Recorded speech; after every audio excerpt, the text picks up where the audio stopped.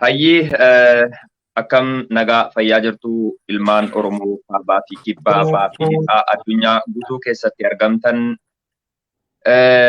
bakkuma jirtanutti nageenyi keenya isin gahu har'a obboleewwan keenya nama lama qabadhee dhiyaadheen jira. Nasrii Aanolee Dubaay irraa Abdii Geetaachoo Abbaba amma dura Oromiyaa ture amma immoo Dubaay jira. Dubaay irraa dhimmi sagantaa asirratti isaan affeeruuf nu kakaasanni guddaan dhimma ajandaa ishuu ta'ee ammarratti adeemaa jiru jechuudha. Dhimma Abdii Geetaachoo Abbaba kitaaba isaa jechuudha. Kitaabni suni kan bara 2019 barraa'edha. Garuu barreeffama yookaan walaloo kitaabni Abdiin barreesse kanadha. Akkuma asirratti agartan kana jechuudha. Kitaaba kana jechuun dhimma walaloolee baay'ee babbareedoo kan of keessaa qabudha. Nus dhugaa dubbachuudhaaf yoo ta'e jedhe hangama kootu waan amma walaloo fuula ammarra jiru kana wanti hin beeku hin jiru. Garuu obboleewwan keenya warri dubbisanii jedhan hubatanii namoonni hedduun tariitii hundi keenya iyyuu ilmaan Oromooti. Falaasama siyaasaa garaagaraa qabaachuu dandeenya yookaan dhaaba siyaasaa garaagaraa deeggaru jiraachuu danda'uu qaba. Garuu waan nu tokkoomtu waan Oromummaa hunda keenya iyyuu fakkeenyaaf isa dhaaba adda bilisummaa Oromoo deeggarus haa ta'u kan KFO deeggarus haa ta'u kan ammoo paartii amma biyya bulchaa jirus haa ta'u kan deeggaru paartiin siyaasaa akka paartii siyaasaa akka dhuunfaatti ta'e waan waloo waliin qabnu irratti garuu tokko ta'uun nu barbaachisa jennee waan itti amannee fi kitaaba kana jechuudha yeroo darbee jedhe koonsartii dhimma artistoota obboleewwan keenya artistoota keenya jechuudha irreecha koonsartii irratti jechuudha obboleewwan keenya dhiyaatan irratti calbaasiidhaan dhiyeessine kitaaba kana akka gaariitti adeemsaa kan turetu jira. Bal'inaan jechuudha waan jiru obboleewwan keenya itti haguutanii jalqaba irratti Nasriyatis nagaa gaafadhu Abdiinis nagaa gaafatee gara dhimma itti aanutti dabarraa.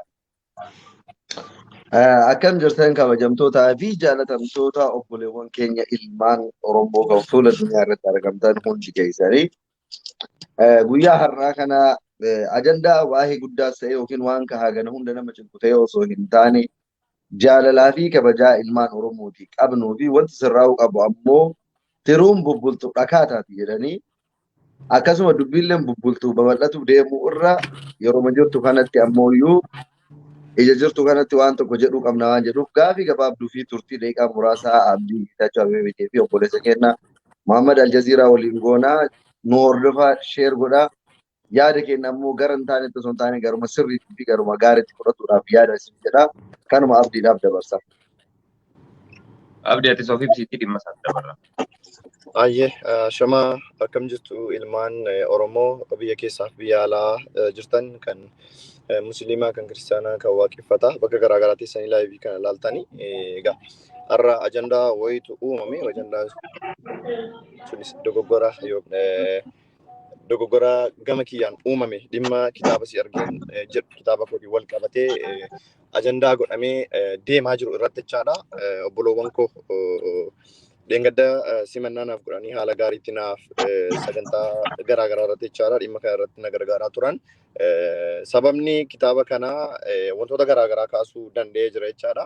Isarratti anis yaada koo kennuu fi gaaffii na gaafatameef deebisuuf asitti argameera. Obboleessi koo Muhammad bin Aljaziiraa fi Nasrii Aanolee fi kan biroo warri sagantaa kana qindeessitan ulfaadhaa hanqophiidha gaaffii san na gaafattan hunda deebii laachuu fi waan ummataaf nama hordofaa jiru kanaafis nama boodallee dhufee hordofuufillee ifa ta'uu qabu. Gaaffii kamillee haa ta'u akka na gaafattan qabanumaan isin gaafachuun barbaada. Wannan isin ibsu kamuu isiniif ibseen irra darba jechaadha ulfaadhaa. Ayyee obboleewwan Nasrii Aanolee Abdii Geetaachoo Abbaba lamaan keessanuu galatooma. Obboleewwan asirra kan jirtanu jechuudha. Akkuma barreeffama garaagaraatiin komii keessan dhiyeeffachaa jirtan Abdiin asirra jira nu fuuldura irratti argama. Gaafii barbaadan koomantii keessan laayib asirratti hordofaan jira waan ta'eedhaaf Nasriyatis koomantii isaanii fooloo godhii komii qaban gaafii qaban jechuudha. Maaliif dudduubaan walamachuun dudduubaan walitti mufachuun hin barbaachisu waan ta'eedhaaf nuti jaarraa qaroomii keessa jirra. Jaarraa 21ffaa keessa jirra. Abdiin ergama biraa qabaate dhuguma immoo wanti kun kitaabni kun fakkeenyaaf kitaabni si argeen jira jedhu kuni akkuma kabarii yookaan kofoo barruu kitaaba kanarratti agartanutti bara 2019 barraa'ee jedhu. Bara 2019 jechuun immoo hundi keenya iyyuu kan beeknu mee kabarii feesbuuka keenyarra jiru, piroofaayilii feesbuuka keenyarra jiru dudduubatti deebinee kaanee riikabar goonee halaallu. Dhugaa dubbachuuf yoo ta'e irra guddeessi keenya Kallattiinis haa ta'u alkallattiin namicha bineensa yeroo ammaa biyya keenya keessatti uummata daguugaa jiru yookaan Abiy Ahmad Alii jechuudha deeggaraa turre kuni haqa. Abdiin dhuunfaa isaatti siyaasa fedhe deeggaruu mirga qaba. Nu kana force gochuu miti yookaan isa dhiibuu miti. Isiniif gala miti. Garuu kitaabni kun bara 2019 barraa'e yoo ta'e situationin yookaan miirri hawaasni Oromoo bara 2019 keessa turee fi bara 2021 keessa jiru fardaaf lafa waliin argatu jechuudha. Abiyyiin kaleessa kiristaana ta'e har'a islaama ta'uu danda'a. Har'a islaama ta'e boru kiristaana ta'uu danda'a. Kuni yeroo wajjiniin waan deemudha. Kitaabni kuni waan dura barraa'edha waan ta'eedhaaf. Nasri. Sagalee keessa sagaleen keenya. Nagaamu. Hin qal'ate akka malee. Ayyee maal sagaleen koo furdaadha tamitti qallata qoy eerpoon itti qa'a. Badeeraayyuu guutumaan guututti iyyuu agasiif warroonni waa'ee kana ajandaa gootanii yookiin ammoo koo'ii qabde sheer godhaatiin namoota hedduu biraan gahaa. Sheer godha Nasri ati sheerii godhi. Abdii atis namoota si komatanuuf hunda isaaniitti fufu jechuudha. Akka just ammoo nagaamu. Amma nagaamu. Sagaleen kee dhagahamuun dhagahama. Maamishu garuu bar akka waan spiikarii wannaa qirrrr jedhaa dhufaa beektaa qulqullina hin qabu. Itti fuufni amma.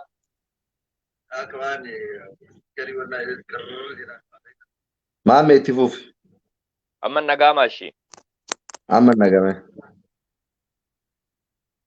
Ayyee abdii ati miyuutii irra keessee jirtaa. Kanaaf jechuudha kitaabni kun kan barraa'e bara 2016 bara 2019 waan ta'eedhaa fi yeroon ammaa garuu 2021 dogoggorri jiru maal akka ta'e jedhe Nasirrattis yaada keetti dabaliitti bal'inaan waan kana haa ibsu Abdii Geetaachoon abbaan dhimma isa waan ta'eedhaaf jechuudha.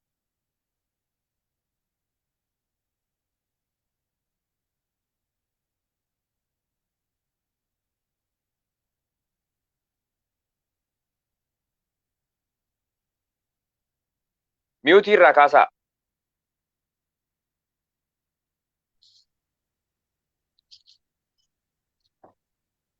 Abdi sagaleen kee nagaamu. Abdi sagaleen kee nagaamu Abdi. Miyuutii irraa kaas maayik bakka dhufan.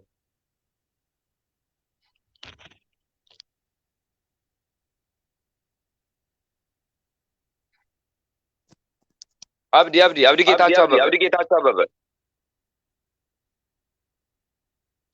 Miyuutii.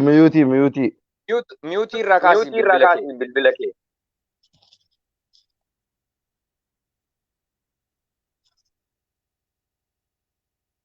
Bahi deebii Abdi.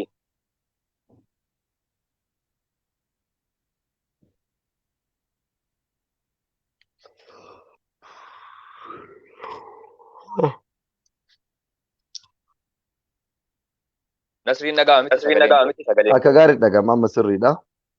Amma dubbadhu ayyee. Haa dhufuuti innis waan jiru. Inni haa dhufu waan gaafannu isuma gaafanna. Hagasiif koomentii namaa haa dubbisnu. Koomentii hawaasaa haa dubbisnu. Eeyyee obboleewwan asirratti komii qabdan. Sagaleen koo maalimatti deebi'a. Si deebi'aa jiraa?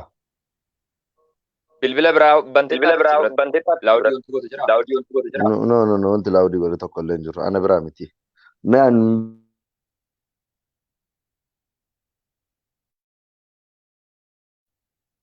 Egaan obboleewwan komii yaada akkuma sana ammoo gaafii Abdii Geetaachoo irraa qabdan jechuudha. Koomentii kana jalatti barreessaa.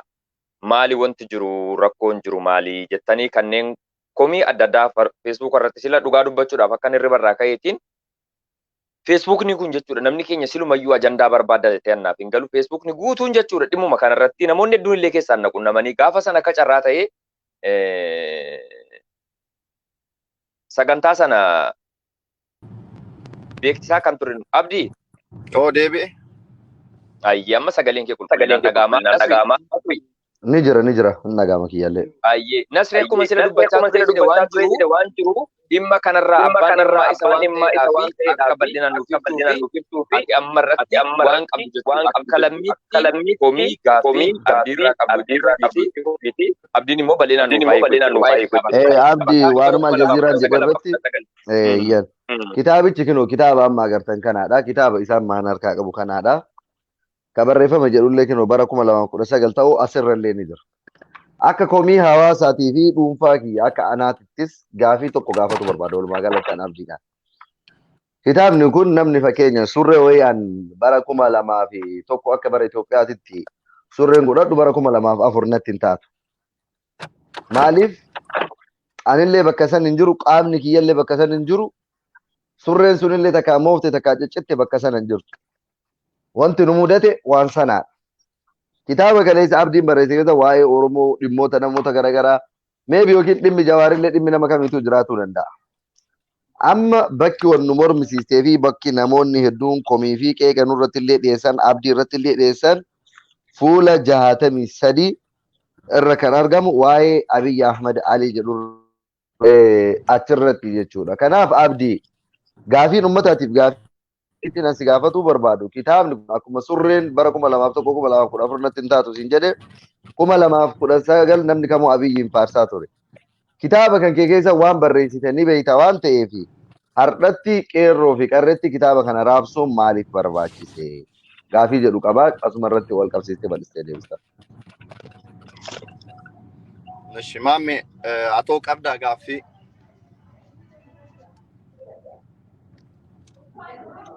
Maamishi miyuutii irraa baas sagaleen abdii badeera. Ammoon dhaga'ama. Abdii sagaleen kee dhaga'ama. Dhaga'ama mee gaaffii atoo qabaat.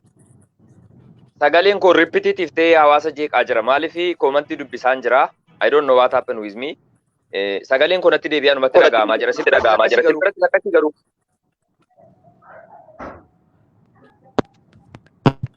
Mee earphone-itti habaasu. Ammas akkasii. No maame sagaleen kee barseeraan dhaga'ama. Ati ban illee sagaleen kun irra deddeebi'aa jira warra jechaa jiran jechuudha. Hayyee abdii. Nan dhagaa ammas irraa jira sagaleen kee. Hayyee. Anis gaafiin qabu kan Nasrii Anoleetiin wal fakkaata. Innis maal yoo jette kitaabni kun dhugaa dubbachuuf bara 2019 barraa'ee. Barraa'ee jedhu dhugaa dubbachuuf biyya keessatti obboleewwan keenya jiru. Amma irratti wayita dhufee jedhu akka haarawatti barruun kun osoo sirraa'e fakkeenyaaf jechuudha wanti abiyyi faarru maaliif Oromoon hundi nama kana jaallatu waan ta'eef yaaddeettaa waan ta'eef barbaada. Sagaleen kun deddeebi'aa jira wanti dhabnatti Tole, gaafiin keessan lachuu wal fakkaata. Sagaleen koo qulqulluudha Nasri. Gaafiin keessan lachuu wal fakkaata. Ani asirratti maalin jedha. Egaa isin lameenuu dubbattanii jirtu kitaaba irratti kan jiru, qola kitaabaa irratti kan jiru bara 2019 akka barreeffame yookaan akka eebbifamee gabaarra oole beekamaadha. Namoonni tokko ni beeku. Social media kan irratti illee yeroo sana jechaadha ijoolleen biyya garaagaraa keessatti Saawudii jarraaf dhussee jiru tokkummaa sirriitti piroomooshinii irratti hojjetaniiti kan kitaabni koo kun maxxanfame jechaadha. Deeggarsuma ijoolleen dhumte obboloonni koo naa taasisaniin kitaabni kunis kan maxxanfamuu danda'e jechaadha. Ajandaan inni guddaanii fi gaaffiin anarratti ka'e inni guddaan kitaaba kana keessaa maaltu jira? Otoo beektuu kitaaba kana ofii keef akka barreessitu otoo beektuu haalli kaleessa ture har'a akka hin jirre otoo beektuu maaliif waan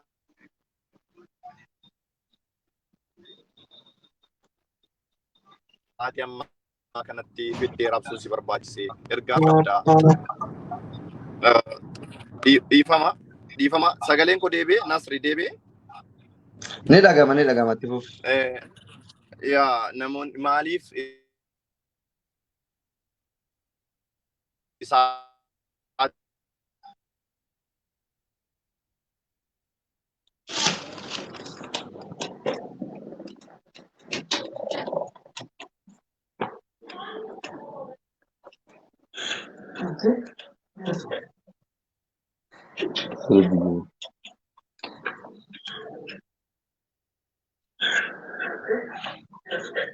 Abdii sagaleen kee dhaga'amu.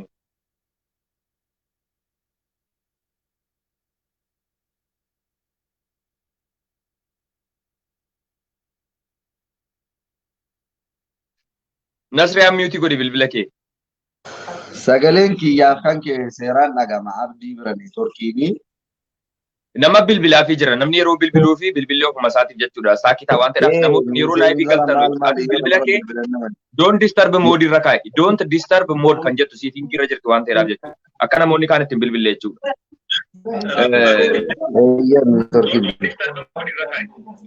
Ni deebi'aa rakkoon qabu deebisii.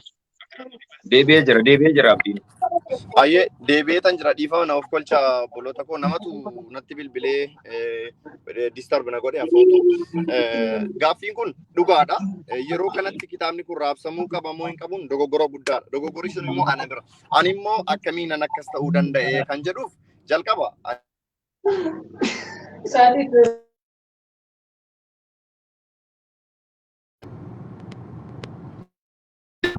Nagama. Itti fufiin dhagama Abdi. Dhugaadha. Walaloon sun yookaan kitaabni san keessa.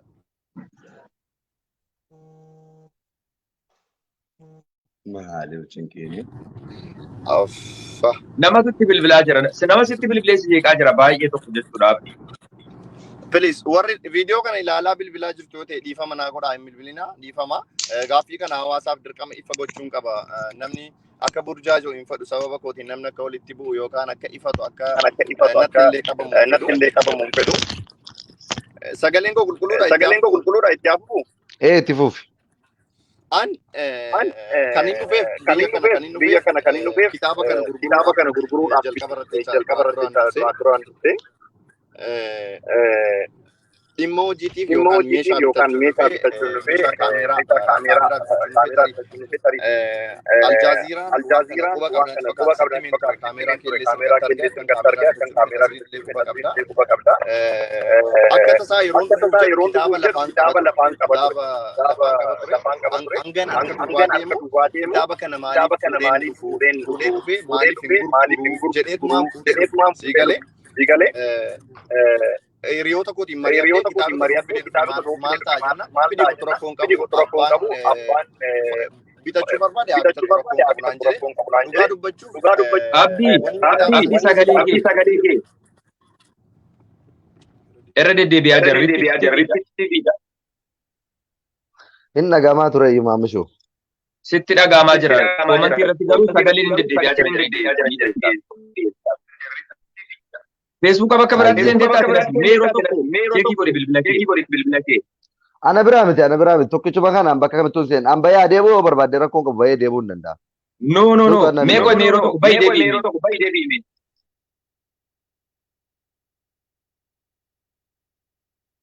Ayyi obboleewwan hanga isaan dhufanutti hin eegnaa rakkoon eessa akka jiru jechuudha. Sagaleen deddeebi'aa jira. Ammarratti sagaleen koo seeraan dhaga'ama miti. Ayyee. Rakkoon Nasrii bira yookaan Abdii bira jechuudha. Adda baafannaa seenan hangasitti komii qabdanu jechuudha. Koomantii keessan dubbisaan jira kan hunda keessaniitu yaada qabdan gaaffii qabdan jechuudha. Asirratti dhiyeeffachuu dandeessu jechuudha.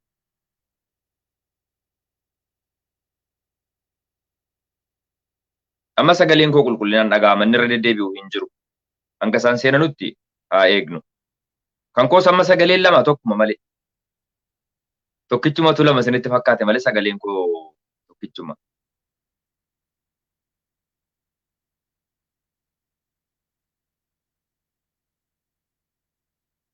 Ayyee. Nasrii Anolee. Nasrii yeroo dhumatti seente sagaleen lama ta'a. Deebi'eera kaa'ama amma on sirroofne. Amma kan kee akkasumatti dhaga'ama. Kan kootu deebi'eera garuu. Earphone itti godhati. Abdii Nomeeti. Inni faa qoy.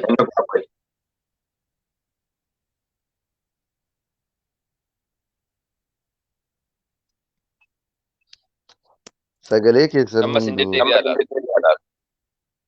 The same thing. Maal ta'a?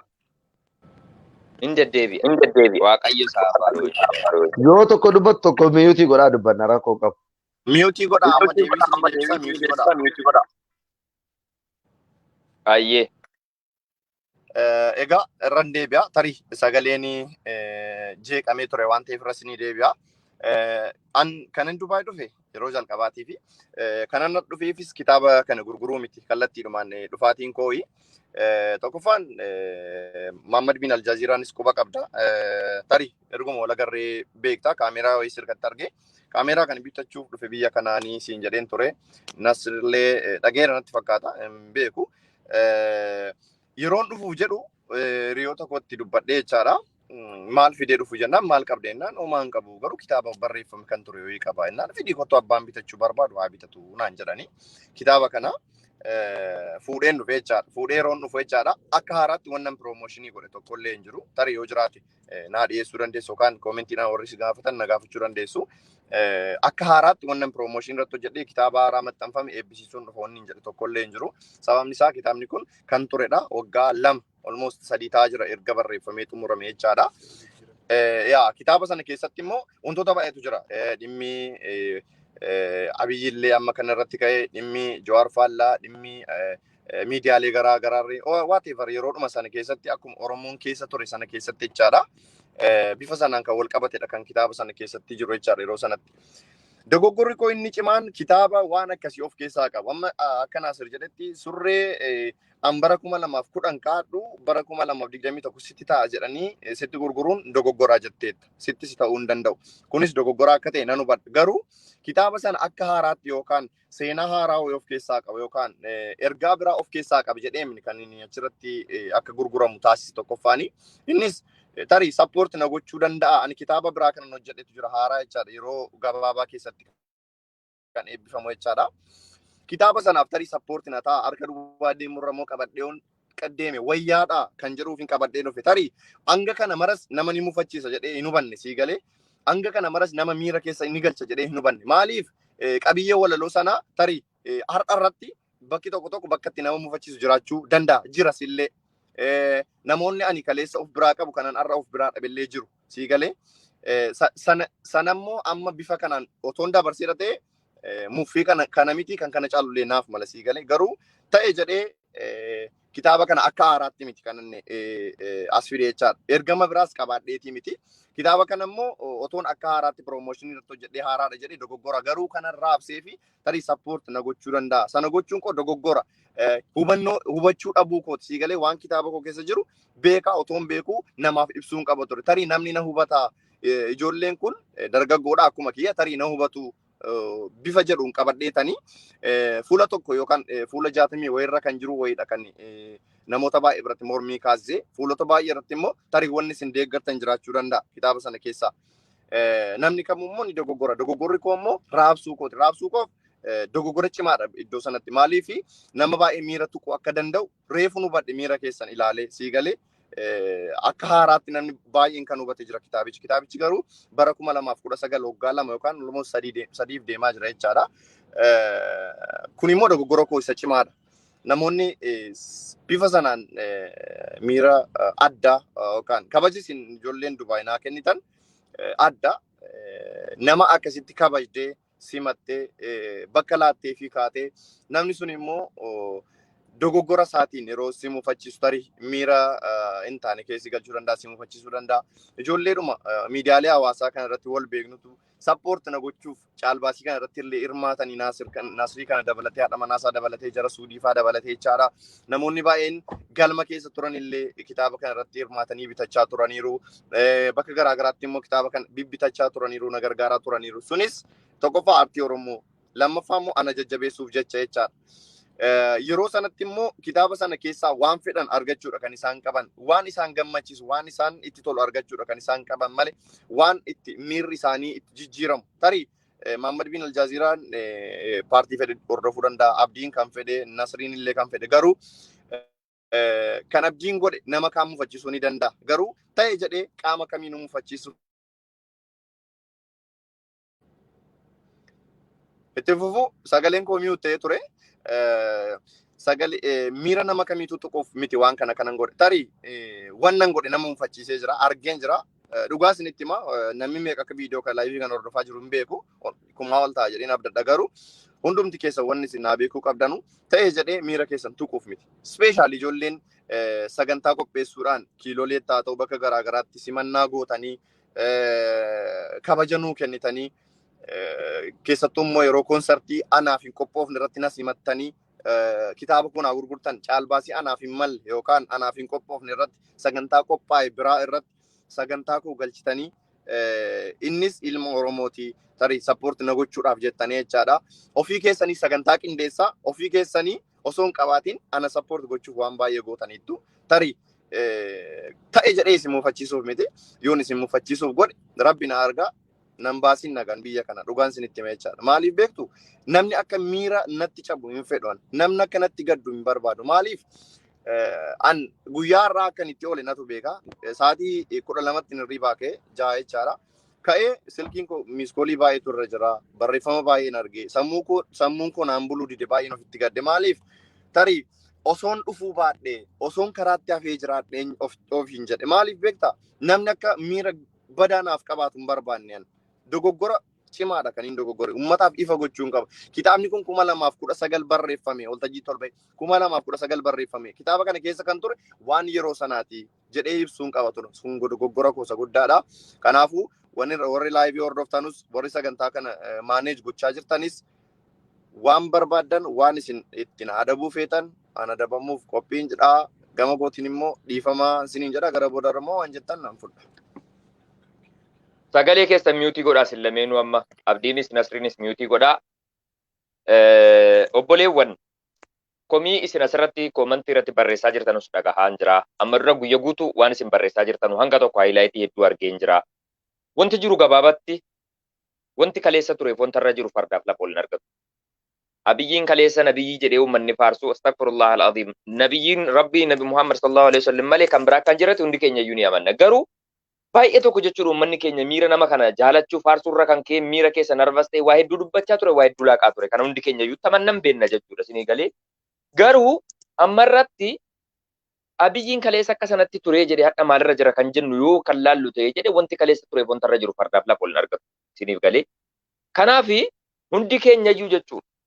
Dhugaa jirtu waan beeknuudhaafi kitaabni kun kan barraa'e bara 2019 bara 2019 wanti barraa'e hadha irratti dhufee hin hojjete jechuun hin danda'amu. Maaliif siyaasni guyyaa sana ture yookaan bara sana ture akkuma sana immoo sichueeshiniin yookaan haalli qabatamaan biyya keenya keessa bara sana ture jedhe biyya keenya qofa keessa osoo hin taanetti addunyumti guutuunu wanti bara 2019 ture almost ammoo waggaa afuriif deemaa jira. Bara 2019 jechuun amma bara 2021 kitaabni kun yeroo barraa'u fakkeenyaaf jechuudha bara 2018 barreessee kee walaloo kana jechuudha. Hanga maxxansamutti yeroo fudhachuu danda'a kitaabni. Walaloon tokko dhuma barraa'ee dhuma uummata irratti laawunchiin ta'u jechuudha. Yeroo fudhata.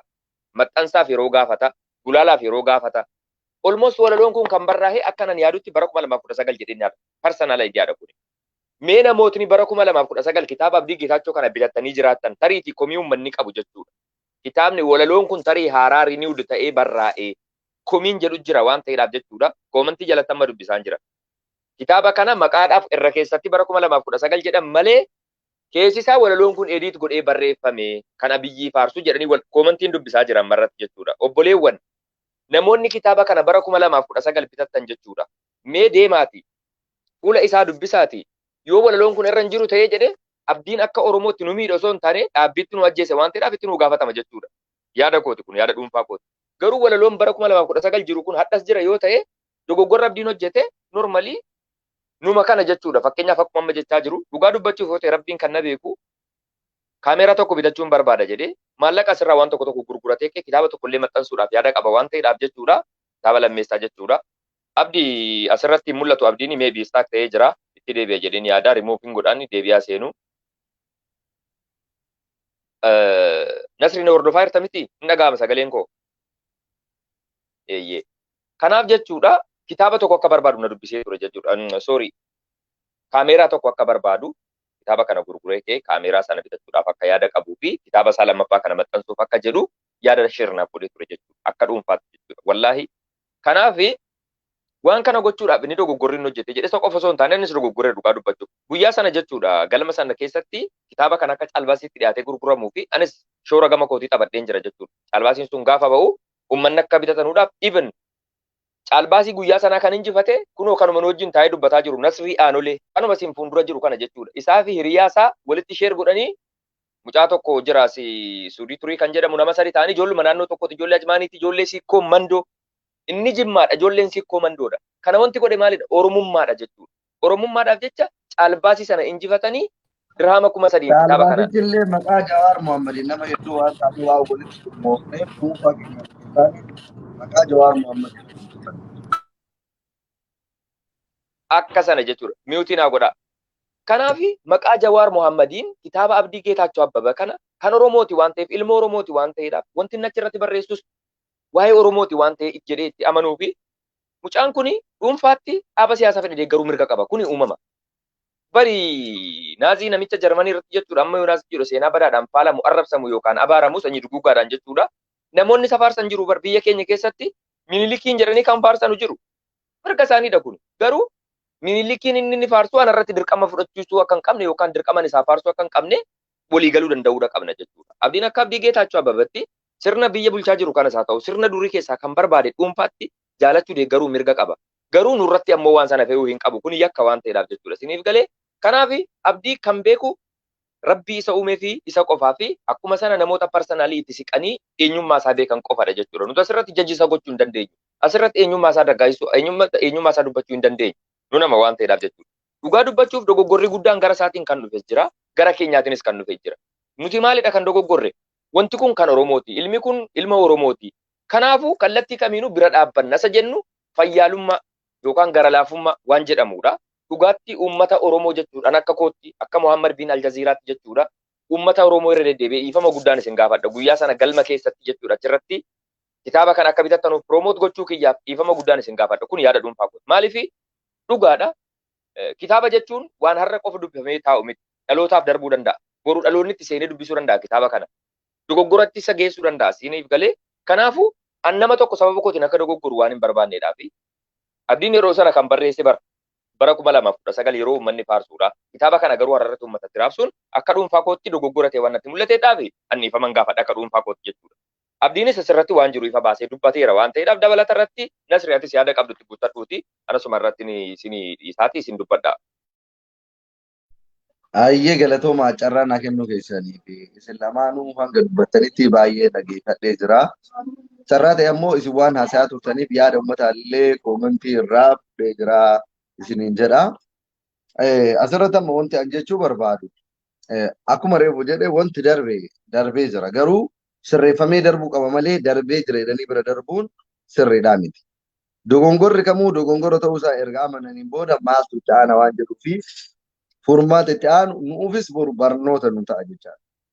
Abdii waanuma inni jedhe aman waanuma inni nuun jedhe kana jecha sobdallee hin jennuun dhugaallee hin jennuun waanuma inni nuun jedhe guutumaan guutuutti isumarraa amannee fudhanna jechuudha.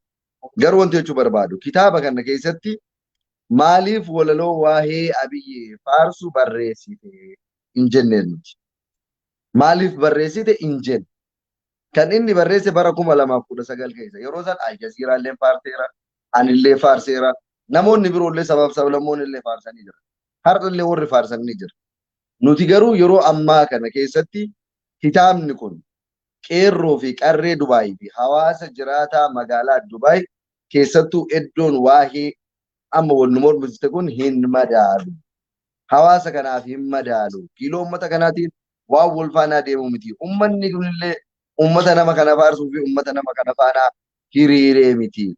Kitaaba kana keessa abdiin waan jiru erga beekee nuuf dhiyeessuu hin qabu ture. Yeroo biraa hojii biraatiin waan barbaade yoo nutti dhiyeeffate kaleessallee gandummaa miti, amantii miti, homaayyuu miti wanti isarraa laalle Oromoo fi Oromummaa isaa qofa laallee ummata keessa caalbaasiidhaan irraa binnee kaanillee dhuunfaadhaan namoonni bitatu barbaadan bitatanii deeman jechaadha. Maaliif kana goone Oromummaa? Har'allee gandummaa fi miti. Amantii fi miti maaliif iyyuu miti oromummaaf waan kanallee yoo gaafan komannullee faarsinullee abaarrullee dhiifnullee akka oromootitti wal gaafataa jirra malee dhimmi biraa tokkollee nu keessa hin jiru jechaadha. Kanaaf warroonni dhimma kana kallattiin taanetti jijjiiruu barbaadan yookiin gara ofii barbaadanii fuutanii galchuu barbaadan carraan daandii sanitti isin geessu cufaadha. Maaliif nuti akka oromootitti ka wal qarqaarrus ka wal gaafannus ka wal komannus isin garuu feetan siyaasatti feetan gandat, feetan amantiitti waan feetanii galchuu dandeessan jechaadha. Nuti Oromoo fi Oromoo qofa. Sana achitti fudhadhaa. Isa lammataa ammoo iyyuu abdiilee waan jedhu jedhee jira. Already kana booda nullee kitaabicha gabaa irra oolchinu bakka amma jirutti haa dhaabatu. Ka darbeef ammoo uummata Oromoo kabajamaa maqaa kabajaa isaan qabaniin waan jedhuun abdimatu jedha. Nuti anka jechuu barbaadu kanuma har'a abdiin kitaaba kana dhiyeesse jennee boru kitaaba biraa waa'ee Oromoo fi Oromummaa irratti barreessee fide hayi kaleessa akkas nu goote hin jedhu. Garuu dogongorri keenya bakka tokkoof tokkotti kitaabni kamuu yoo barreeffamu hayyootaa fi warroota seerluga beekan warroota waa'ee kitaabaa beekanii qubeen afaan Oromoo seeraan barraa'u wantoonni tokko tokko achi keessatti sirraa'uuf sirrii ta'uuf dhabu qoratanii calalanii sana booda gabaadhaaf dhiyeessan jecha. Nuti ammoo haala yeroo jiru wal qabatee ka jirru biyya Oromaa keessaa qophiileen garaagaraa waan nuti jiru kana hin goone jecha. Kitaaba kana osoo hin calallin gabaatti dhiyeessuu keenyaaf maqaa uummata Oromoo kabajamaa bal'aati. Maqaa qeerroo qarree Dubaayiin boruuf garuu calallee sirreessinee siin dhiyeessan jedhu abdimatti achi dabarsa jechaadha ammas.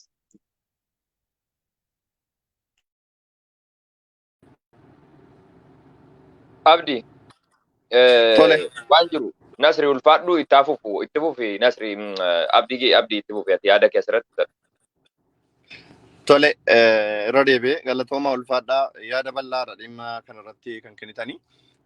Jalqaba irratti yeroo keessan dhimma koof jecha akkasitti aarsaa gootanii sababa kootiin ofii keessanii osoo homaa hin balleessin ana support gochuuf jecha dhiifama nama gaafattanii homaatu hin balleessin otoo an kitaaba kana fidee hin dhufu ta'eeti otoon biyya kan hin dhufne ta'eeti homaa hin balleessan ture isiniin hin dogoggorsuun ture iyyuu sababa ani dhufeef sababa an kitaaba kana fidee dhufeef isin dogoggortan kan isin dogoggortaniif anaaf jettaniit oromummaaf ana support gochuuf dogoggortanii duraan dursee isiniin hin dhiifama gaafadha isin anaaf jettanii nama dhiifama gaafattanii anaaf jettanii dogoggortanii nama dogoggorsiistanii waan ta'eef maaliif kana yeroo hin jedhu tarii namni waan hin feene waan hin barbaanne amma fakkeenyaaf nyaata nyaachuu hin barbaanne dirqama namaaf jedhee yoo nyaata dhukkubsachuu hin danda'an sii galee namni waan fedhu qofa gochuu kan inni qabu waan fedhu qofa kan inni fayyadamuu danda'u sii galee tarii kitaaba kana akka haaraatti namoonni fudhattanii bitattanii galtan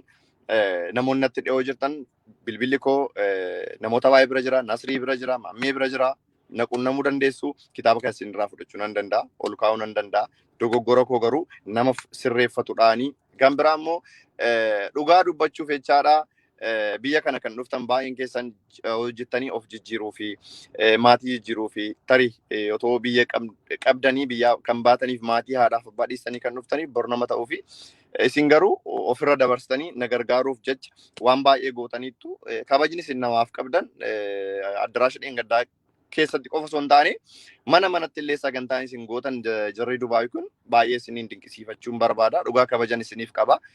Gammachuun akkan dhufetti gammachuudhaan deebi'uun barbaada ture. Garuu nan gadde. Dhugaa maaliif yoo jettan dogoggora kootiin isin mufachiise xiqqoo. Kitaaba sana ibsuun qaba ture. Yeroo sanatti waan hin barreessuu qabuun barreesse. Yeroo sanatti ana miti namoonni bebbeekamoon biyya kana keessa jiran namoonni baay'een waan kanarraa hojjechaa turanii. Waan baradhe dogoggora koo kanarraa maaliin baradhe nama lubbuun jiru irratti waa hojjechuun akka hin taane hubadhen dogoggora nama lubbuun jiru Muhammad bin Aljaziiraas haa ta'u nama lubbuun jiru irratti Nasriis haa ta'u waa tokko irratti hojjechuun dogoggora akka ta'e anaaf barnoota guddaadha kan asitti argadhe maaliif yoo ta'e abdiin har'a musliimaa boru amantaa jijjiirachuu danda'a boru waan biraa ta'uu danda'a boru nama paartii ta'uu danda'a waan ta'eef kun immoo gatii nama kaffalchiisa kun dogoggora anaa fi namni kamuu akkanatti qabamuun barbaadu akkuma hin jedhe kitaabni sun isin mufachiisee jira dhiifama naa godhaa kitaaba sana isinirraan deeffadha namni naa deebisuu barbaadan anytime bilbilli koo banaadha kitaaba kan isinirraa fudhee asumatti kaa'ee deema namni fedhummoo jiraachuu danda'a kitaabicha sii galee yeroo kanatti namni kamuu amantaa barbaadu paartii barbaadu deeggaruu danda'a kanaafuu isin dogoggorsiiseef isiniinis warra galma sana keessa turtanis warra bakka garaagaraatti kitaaba kana fudhattanii na support gochuuf bitaa turtan hundumti keessan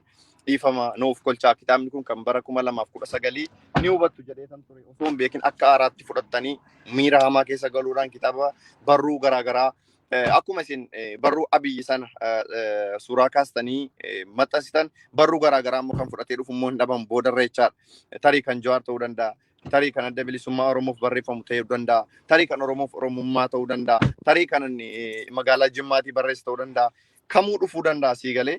Sana hunda tarii bakka inni of ilaalu bakka inni of sirreessu ofiin sirreessaa dhiifama naa godha dogoggoreen isin dogoggorsiisee jira. Dhimmi kun dhimma kitaabichi dhimma paartii of keessaa hin qabu. Garuu individual personiidha kanan achi keessatti kaasee dhimma paartii miti. Individual personii immoo baay'ee kaasee hin jira achi keessatti jechaadha. Sun immoo individual personii eenyuun illee haa ta'u bor waan inni uumuu danda'u waan inni ta'uu danda'u waan hin beekamneef gatii si kaffalchiisuu danda'a. Eenyuuf illee kun ifa ta'uudha kan inni qabu. Dogoggoreetan waan kana godhe waan ta'eef baay'ee dhiifaman isin gaafachuu barbaada. Galatooma ulfaadhaa. Otoo immoo laayivii kana xumurtanii hin bahin abdii dogoggorri kee kana dogoggorte waan ta'eef Oromoon dhiifamaan qofaan si bira darbuu hin danda'u. Nutis akka sagantaa kana qindeessaatti akkasitti si biraan dabarru wanni si adabnu jira yoo jettan anytime sa'aatii kanatti laayivii kana irratti qophiidha jechaadha. Warra mufateellee dhiifama gaafadhee isiniif immoo waan adabamu nan adaba. Xumuri. Nasri yaada qabda moo dubbadhu? Dubbatu yoo barbaadde dubbadhu si boodaan dubbadha rakkoon qabu. Ayyee. Abdi ulfaadhu galatoomii waan dubbatamuuf qabu ammas irratti dubbattee jirta already. Wanti jiru hunda keenyaafuu ifaa. Ummata keenyatti balleessinee jirra. Nu gara kamiinuu jechuudha. Warri koree sagantaa qindeessitu akkuma sana ati jechuudha. Nuti hundi keenyayyuu jechuudha. Mataa keenyatti responsibility fudhachuu qabna jechuudha. Maaliif kitaaba irra keessa laalanii keessa murteessuun ulfaataadha. Nuti hunduu irra keessa laalle. Irra keessa even kitaabicha yoo osoo hin taane mata duruma kitaabichaa namni hangas mara hubate hin jiru. Ati abdiin ilma Oromooti. Kitaabicha irra keessaa mallattoo abbaa gadaa qaba. Gurraacha, diimaa, adii. Namni kan argee jedhu waa'ee Oromooti kan dubbatu jedha sii galee. Even si qofa osoo hin taane siif ibsuudhaaf illee kitaaba kanaan gama kootiin kitaaba baay'ee biratti qabadheen jira obboleewwan laalaa. Kitaabicha kana jechuudha. Kitaaba isaa baay'ee biratti qabadheen jira. Kuni maaliif? Ani faayidaa yookaan beenyaa wayii abdii irraa argadheetiin miti. Abdiin na fuuldura jira kunoo dubbachuu danda'a. Nasri Yaanolee jechuudha qarshii hangas baasee calbasii sana kan obboleewwan isaa wajjiniin injifate maallaqni irraa hafeetii miti jechuudha. Ilma Oromooti. Nama Oromoo kamiyyuu kutaa kamirraa haa ta'u bifa kamiyyuu haa qabaatu ideoloojii siyaasaa kan fedhe keessa yoo jiraatu Oromummaa qofa waan jedhamu irratti xiyyeeffannoo godhanii waan kana hojjetan jechuudha. Anis kanan hojjedhe jechuudha malee waan addaatiin jechuudha yookaan taargeetii biraa qabaanneetii miti jechuudha. Kanaaf nuti asirratti wanti uummata Oromoo ifatti baanee dhiifama gaafannu tiruun bulte lafee taati jetti Oromoon. Dubbiin gaafa keessaa walitti akkas ilaalcha hin taane keessa walgalchaa deemamee jedhee namni muffii hin taane keessa seena jechuudha. Kanaaf kun akka hin uumamneef hundi keenya iyyuu abdiin asirratti dogoggora guddaa hojjete. Kitaabni kun kan barraa'e bara 2019 kitaaba bara 2019 barreeffamee jedhe bara 2021 irratti raabsuun dogoggora kun akka dogoggoraatti dogoggora isaa fudhatee jira tamanee jira dhiifama gaafatee jira. Kan gara kitaabicha deebi'uu kan jedhu kan akka Muhammad bin Aljaziiraatti kitaabni already deemee jiratis dan already waan awwaalamee jedhe qotuu fakkaata siif galee kitaaba isinitti gurgure deeffadhaa birrii keessan deeffadhaani waan hin fakkaanneedha. Kitaabni already dan abbaan kitaabicha dubbisuu barbaadu walaloo babbareedaa keessaa qaba. Sana qofa miti. Waan negatiivii qofa ilaaluu osoo hin taane positively waan tokko si ilaaluun murteessaadha. Abdiin yoo dogoggore isin faana dogoggortu taanaan nuti hundi wal fudhannee allayyaabuna jechuudha ta'uu hin qabu. Abdiin dogoggoraafis haa ta'u akkuma sana immoo itti yaadees haa ta'u kan isa beeku rabbii qofa jechuudha. Isin garuu akka keessanitti positively yaadaati. Kitaabni kun waa'ee jaalalaa, waa'ee Oromummaa, waa'ee fakkeenyaa fi seenaalee babbareedoo jechuudha kan nama gammachiisu waa'ee Finfinnee waa baay'ee keessaa qaba. Fuula deemtanii isa biyyii jedhu warra biyyiin deeggarre maallaqa keessaniin bittan miti kutaa keessaa gataa. Bakka biyyii jedhu sana jechuudha tarsaasaa keessaa gataati kaan dubbisaa. That is your right. Waan salphaadha kun isiniif galee isa kaan dubbisaa isa hin fayyadu jechuudha. Salphaadha kun maallaqa keessaniin bitattan waan ta'eedhaaf. Abdii yeroon kana jedhu hamilee kee tokkoof miti waan ati barreessite kabaja kee xiqqeessuu miti na of golcha asirratti. Haqa jiru waan hunda keenya walii galchuun dubbachaa jira jechuudha. Abiyyi nama amma yoonaallee baay'ee jaallatu jira. Abdiin dhuunfaa keetti jaallachuu dandeessa mirga qabda. Siif galee kun mirga uumamaa keetti jechuudha. Ani abiyyi yoon deeggarre abdiin maafi abiyyiin afaan mormine jedhee kee ansin dhaba yoon ta'e kun rakkoo biraati. Ati ilaalcha fudhatteen sammuu keenya kana rabbiin garagaratti kan nuuf uume hundi keenya iyyuu waan tokko kallatti nuuf rabbiin nuuf kaa'e waan tokko akka ilaalluuf jechuudha. Saayidii tokko qofaa miti akka farda luugamni isaatti kaa'ame jechuudha. Kanaaf akka sanatti haa hubannu kitaaba warri bitatanii kan amma booda ammoo uummanni kan barbaadu dhugaa jirtu asirratti baratee jira. Kitaabichi waa'ee abiyyii qaba. Kan bitachuu barbaade sitti bilbilee ammas bitachuu danda'a. Kun mirga isaati. Siif galee garuu nuti akka dhuunfaa keenyatti promooshin gochuudhaan akkuma sana dabalataan ofii keenyaaf wantoota garaagaraa raawwachuudhaan akka lammiitti yookaan akka ilma Oromoo tokkotti nu bakkootti dhiifama gaafadheen jira. Atis waan jiru kana sirratti dhiifama gaafattee jirta. Kitaabni kun akka kanatti deemee jira. Hundi keenya iyyuu kaayyoon keenya imaammatni keenya waa'ee Oromummaa qofa irratti. Siyaasni siyaasa waa'ee Oromummaa irratti wal cinaa dhaabbanne, waa'ee Oromummaa irratti wal faana teenye, waa'ee Oromummaa irratti wal faana nyaanne, waa'ee Oromummaa irratti maatii tokko caalatti jechuudha kabaja.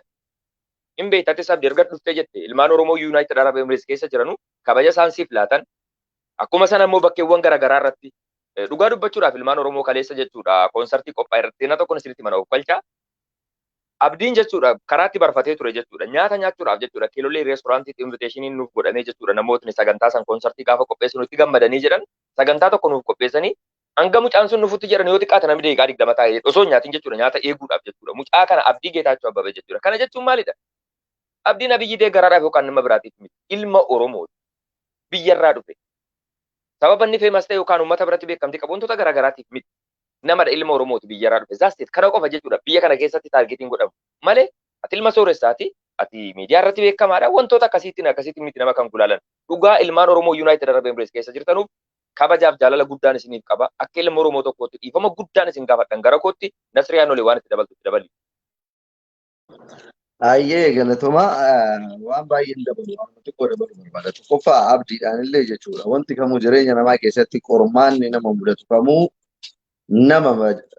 nama barsiisa malee duubatti nama hin deebisu. Maaliif keessattuu wanti amma abdiin dogongora jennu takkaa fi takkuma qofa. 2019 barreessuu osoo hin taane 2021 raabsuu isaati. Tana qofa malee dhimma biraa takka illee of keessaa hin qabu. Laal rakkoo wayyoo hin beekne dawaa rakkoo sanaallee argatuun nama rakkisa. Rakkoo sana hubatamuu formaata isaallee ni kenna. Irra deebi'ee dubbadhaa Abdii Geetaachoo Abeebee kitaaba kana barreessuun isaa 2019 Abiyyi faarsuun rakkoo takka hin qabu. 21 illee faarsuun rakkoo hin qabu. Mirga dhuunfaati. Namni sadaan geessu hin jiru. 22 illee inshaallah barbaadetti fuufuu hin danda'u. Waa miti. Garuu akka qeerroo Dubaayitii fi Dubaayiititti kitaaba kana fidanii kitaabni kun kan Oromootii waan Oromoof keessaa qaba jedhanii ni qaballe garuu bitadhu jechuutu rakkoodha. Tana qofa tanallee dhiifama jedhee rakkoo labne. Maarree egaa kana goone dubbiin yoo namni dheereessanii dheeratti yoo namni gabaabsanii gabaabbatti. Nuti akka koreetitti inni illee kitaaba kan akka nama dhiyeesseetiin nullee akka warra irraa qeebaleetitti nutoo fixannee jirra. Xumurree jirra. Ajandaan kana booda waa'ee kanaan wal qabatee deemu. Kabajaaf jaalalaan isin gaafannaa asumatti haa dhaabbatu. Kana biraa akka hin dabarre. Ajandaa hedduu qabnaa. Du'aa jirraa, dhumaa jirraa, hidhamaa jirraa. Dhimma baay'een nutti jira. Waan baay'ee nu joorsuu fi sammuu keenya nu haduuchitu jira waan ta'eef. Ajandaa xixinnoo akka kanaa kana waan daqiiqaa 5-10 keessatti gabaa dubbannee furatuu dandeenyu waan ta'eef dhimma waloo keenya kan fuulduraa irratti haa ilaallannu jedha. Abdiidhaaf ammoo waan tokko dhaamuufii barbaada. Abdiidhaaf.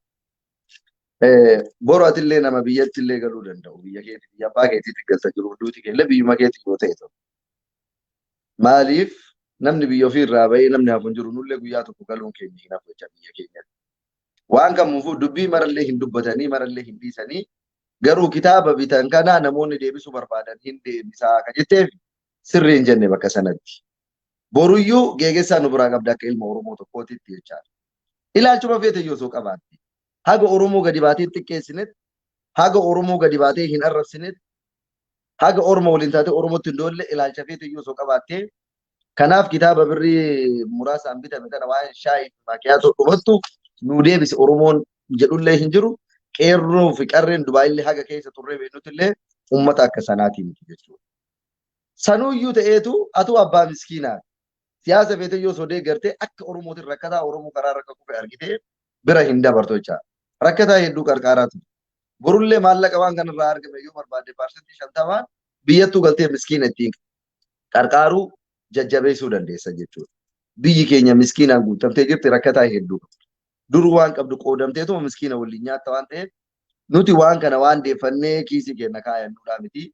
Gorsa obbolummaa wal gorfannee dhiigaaf lafee tokko ilmaan Oromoo waan taaneef wal gorfannee uummanni Oromoo illee yoo nu moofate dhiifama nu haa godhaniif baanee dubbannee dogongora jiru akka sirraa'u malee dhimmi biraa tokko hin jiru. Abdiilleen kanaaf sitti hin dhagaamini.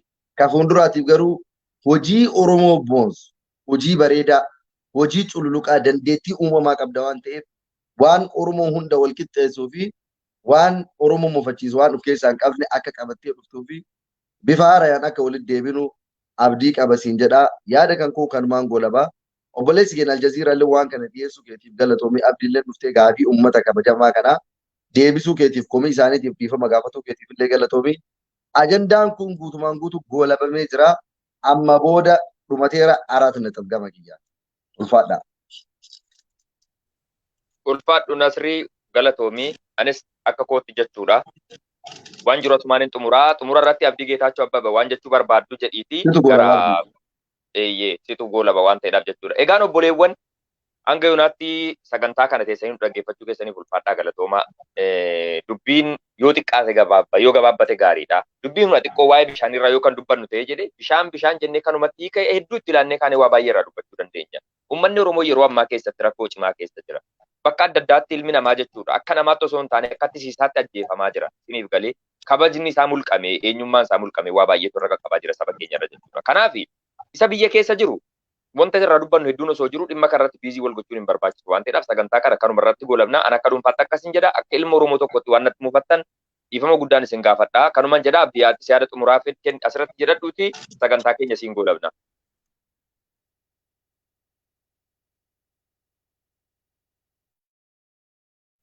Sagalee kee bani Abdii.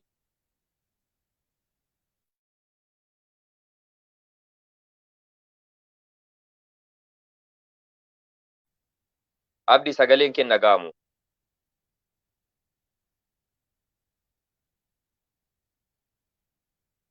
Bayi deebii qoy.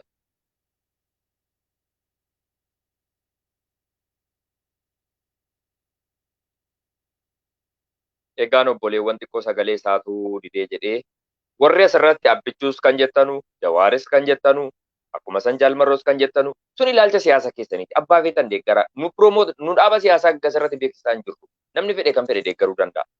Inni kanatu na baasa yookaan kanas saba kootiif ta'a jedhu kallattii fedheen adeemuu danda'a. Mirga isaati waan rakkoo qabuun. Kanaaf jennee waan wallabnu hin qabnu. Haqni bakka jiru jira. Haqa Oromoo Rabbi abaasuun jedhan dhuunfaa kooti jechuudha. Akka sana abdiin aseenu isinni yaada isaa xumuraa kennatu. Seen inni dhaga'ama miti amma sagaleen koo dhaga'ama. Ni dhaga'ama eeyyee abdiitti fufu. Ayyee obboloota koo elaa Oromoo na dhaga'aa jirtumi sagalee koo dogoggora. Dogoggorri koo baay'ee akkan itti oole anaaf rabbitu beeka. Maammad bin Aljaaziraatti illee baay'een dubbanne xiqqoon itti dubbadde Nasrii itti meera. Nasriidhaa barreesseera waan baay'ee barreesseef na dhaggeeffata. Dhugaa gaafan as gara kana dhufuuf jedhu osoon karaatti hafee jiraadhe jedheen ture. Hanga kana Oromoon natti qabame Oromoon hanga kana natti gadduu isaarraa keessattuu namoonni kitaaba kana bitan jarri United Arab Emirates keessa jiran bakka garaagaraa ta'anii waan kana kan ilaalan hanga kana natti cabuu isaaniirra osoo miilli koo cabee hafee jiraate jedhin of abaaraa ture si galee beekee miti dogoggora kana raawwadhee noof kolchaa Oromoo. Noof kolchaa jechuurra moo darbee uumaa wanni hin godhu hin jiru dhuma irratti immoo wanni isiniin jedhu yoo jiraate an dhimma siyaasaa kana hin beeku yoon itti gale keessaa bahuu hin danda'u noof kolchaa isiniin jechuun barbaada. Kan biraa an jiraachuun barbaada. Galatoomaa ulfaadhaa yeroon kana jedhu na hubattu isiniin jaalladhaa borgara Oromiyaatti hin deebi'aa. Nagaan galinaan jedhaa galatoomaa ulfaadhaa isiniin jaalladhaa dhiifama guddaa hundumti keessan dhiifama onneerraa dhiifama isin gaafadha. Nagaa hangali karaa nagaa qee nagaatitti hayyoota Oromoolee nagaa nu jechuun hin dagatin. Hayyeen akka sana ilmaan Oromoo hanga yoonaatti teessanii nu hordofaa turtan bakka garaagaraa teessanii kan nu caqasaa turtan kabajaa fi jaalala guddaa isiniif qabna. Komii isin qabdan gaaffii isin qabdan miidiyaa irratti ammoo wantoota garaagaraa isin dubbachaa jirtan hunda isaatu asirratti yeroo isaanii aarsaa godhanii Abdii Geetaachoo Abbabee akkuma sana obboleessi keessan miidiyaa irratti beektanu Nasrii Aanolee yookaan mucaa gurraacha kana jechuudha. Hundi isaaniitu gabaja Nasrii si gurraacha bara. Akka sanan isiniin jedha ulfaadhaa galatoomaa hedduu isin jaalannaa hedduu isin kabajnaa halkan gaarii isiniif haa ta'u nagaatti jiraadhaan jedha Nasrii. Nagaan turaa turtii gaarii dhimma Oromoo waan maammee wanta kiteen jechuu barbaadu jecha osoo asirraa yaa'in. Booru dubbii kana gara beetanii yoo isin hiikkatanii abacaada isaa ka ol gara galchitan nuti keessan jiru. Nuti fixannee jirra xumuramee jira. Kaburuutiif yaada keessan ni fudhannaa garuu dhimma ammaa booda itti fuufu nuti keessan jirru taafte teessanii nagaatti. nagaatti jenne obboleewwan guyyaa halkan gaarii isiniif haa ta'u warra immoo yeroo bakki jirtan guyyaa ta'e jedhe guyyaa gaarii isiniif haa ta'u ammoo amma ergiin aljaziiraan ture sagantaa kana isiniin qindeessuudhaaf guyyaa halkan gaarii isiniif haa ta'u.